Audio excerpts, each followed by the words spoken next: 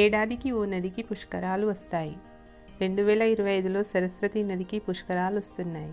ఎప్పటి నుంచి ఎప్పటి వరకు ఏ ప్రాంతాల్లో స్నానం ఆచరించవచ్చో తెలుసుకుందాం. పూర్వం పుష్కరుడు అనే బ్రాహ్మణుడు శివుడి కోసం తపస్సు ఆచరించాడు. భక్తికి మెచ్చి ప్రత్యక్షమైన శివుడు ఏదైనా వరం కోరుకోమని అడిగాడు. ఓ దేవా, జీవులు చేసిన పాపాలతో నదులన్నీ అపవిత్రమవుతున్నాయి.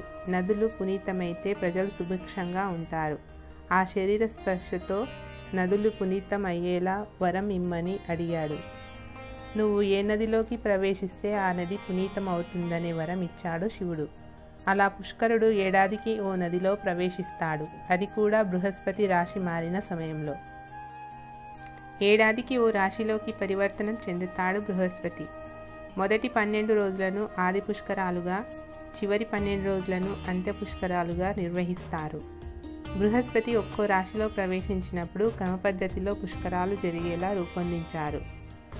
గురువు మేషరాశిలోకి ప్రవేశించినప్పుడు గంగా నదికి, వృషభ రాశిలో ప్రవేశిస్తే నర్మదా నది, మిథునంలో ప్రవేశిస్తే సరస్వతి, కర్కాటకంలో ఉన్నప్పుడు యమునా నది, సింహరాశిలో ప్రవేశిస్తే గోదావరి నదికి, ఇలా ఒక్కో రాశిలో ప్రవేశించినప్పుడు ఒక్కో నదికి పుష్కరాలు జరుగుతాయి. అలా ఈ ఏడాది సరస్వతి నది పుష్కరాలు మే 15 నుంచి 25 వరకు జరుగుతాయి. ముక్తీశ్వర లింగానికి ఉన్న నాసికా రంధ్రాల గుండా ఎంత నీరు పోసినా బయటికి రాకుండా భూమార్గంలో ప్రవహించి సరస్వతి నదీ రూపంలో గోదావరి, ప్రాణహిత నదులతో కలిసి త్రివేణి సంగమంగా ఏర్పడిందని చెబుతారు. అందుకే సరస్వతి నదికి గుప్త కామిని అనే మరో పేరుంది. కాశీ క్షేత్రంలానే కాళేశ్వరం కూడా పిండ ప్రదానానికి ముఖ్యమైన క్షేత్రం అని చెబుతారు. కాశీకి వెళ్ళలేని వారు ఇక్కడ గోదావరి, ప్రాణహిత, సరస్వతి నదుల త్రివేణి సంగమ స్థానంలో వైదిక కార్యక్రమాలు నిర్వహిస్తారు. ప్రయాగ్రాజ్లోని త్రివేణి సంగమంలో గంగా, యమున మరియు సరస్వతి నదుల సంగమం ఉంది. కానీ ఇక్కడ సరస్వతి నది అంతర్వాహిని. ఇంకా గుజరాత్ దగ్గర సిద్ధాపూర్, మానా దగ్గర కూడా సరస్వతి పుష్కరాలు జరుగుతాయి. సరస్వతి నది హిమాచల్ ప్రదేశ్లోని శివాలిక్ కొండల నుంచి ప్రారంభమై హర్యానా, రాజస్థాన్, గుజరాత్ రాష్ట్రాల గుండా ప్రవహించి కచ్, సింధు శాఖ వద్ద అరేబియా సముద్రంలో కలుస్తుంది. తెలంగాణలో జయశంకర్ భూపాలపల్లి జిల్లా కాళేశ్వరం క్షేత్రంలో సరస్వతి నది పుష్కరాలకు ఏర్పాట్లు వేగంగా కొనసాగుతున్నాయి. కరీంనగర్ జిల్లాలోని అతి ముఖ్యమైన ఆలయాల్లో ఒకటి కాళేశ్వర క్షేత్రం. కరీంనగర్ పట్టణం నుండి 125 కిలోమీటర్ల దూరంలో ఉన్నది కాళేశ్వరం.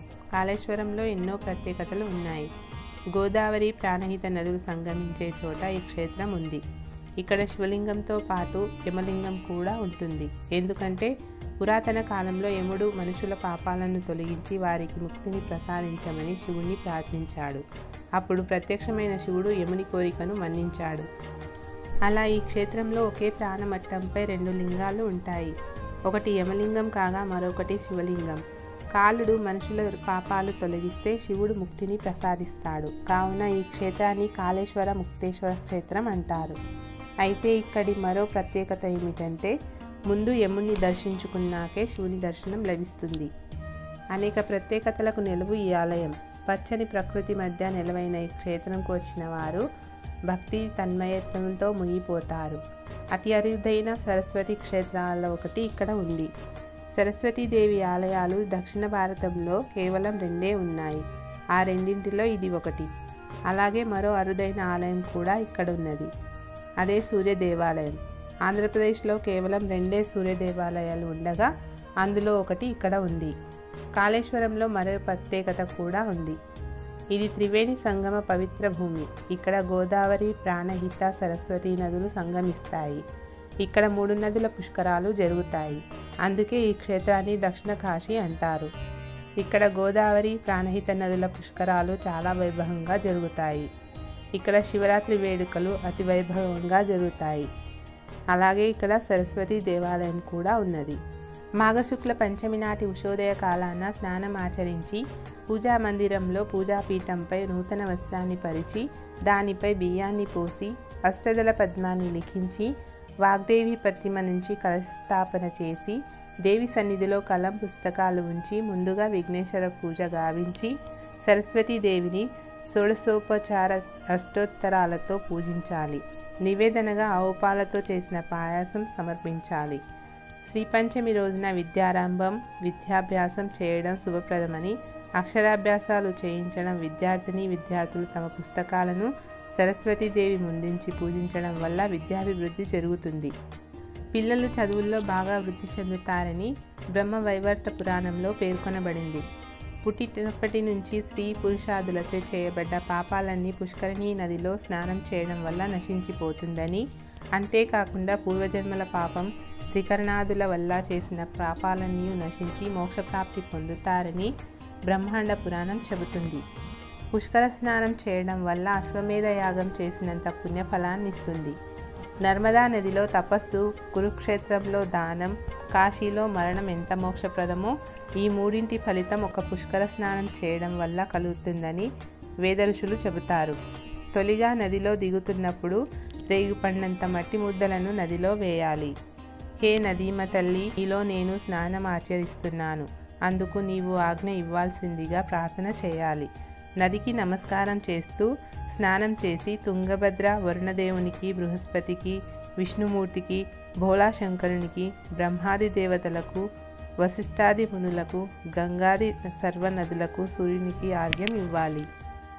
నదీ జలాలను 3 సార్లు తీసుకొని ఒడ్డుకు వచ్చి నీళ్లలో నిలబడి శ్లోకాలను పఠిస్తూ కట్టుకున్న వస్త్రంలోని నీళ్లను 3 సార్లు ఒడ్డు మీద పిండాలి. ధరించిన వస్త్రాలను వదులుకొని నూతన వస్త్రాలను లేదా పొడి వస్త్రాలను ధరించాలి. అనంతరం సూర్య ధ్యానం చేయాలి. పుష్కర సమయంలో స్నానం చేయడం వలన జప, ధ్యాన, అర్చన, గాన, తర్పణాది అనుష్ఠానాలకు, పితృపిండ ప్రదానాలకు అక్షయమైన పుణ్యం లభిస్తుందని మహర్షులు చెప్పారు. ఈ కర్మల వల్ల శారీరక, మానసిక, బుద్ధి కల్మషాలు తొలగి మనశ్శాంతి లభించి పవిత్రులు, పునీతులు, తేజోవంతులు, ఉత్తేజితులు అవుతారు. ఈ పుష్కర సమయంలో పసిడి, రజతం, భూమి, ధనం, గోవులు, ధాన్యం, లవణాలు, ఔషధాలు, అశ్వం, పండ్లు, బెల్లం, వస్త్రాలు, తైలం, తేనె, కూరలు, పీఠం, అన్నం, పుస్తకం మొదలైనవి వారి వారి శక్తి అనుసారం దానంగా ఇస్తే సువర్ణ రజితులు సుఖ సంతోషాలతో, భోగభాగ్యాలతో అలరారుతారు. భూదానం చేయడం వలన భూపతిత్వం, వస్త్రాన్ని దానంగా ఇవ్వడం వల్ల వసులోక ప్రాప్తి కలుగుతుంది. గోవును దానంగా ఇస్తే రుద్రలోక ప్రాప్తి, నేయిని దానంగా ఇస్తే ఆయుష్ వృద్ధి, ఔషధాన్ని దానం చేస్తే ఆరోగ్యవంతులవుతారు. సాలగ్రామ దానం చేస్తే విశ్వలోకాల ప్రాప్తి, తిలదానం వల్ల ఆపదలు కలుగవు.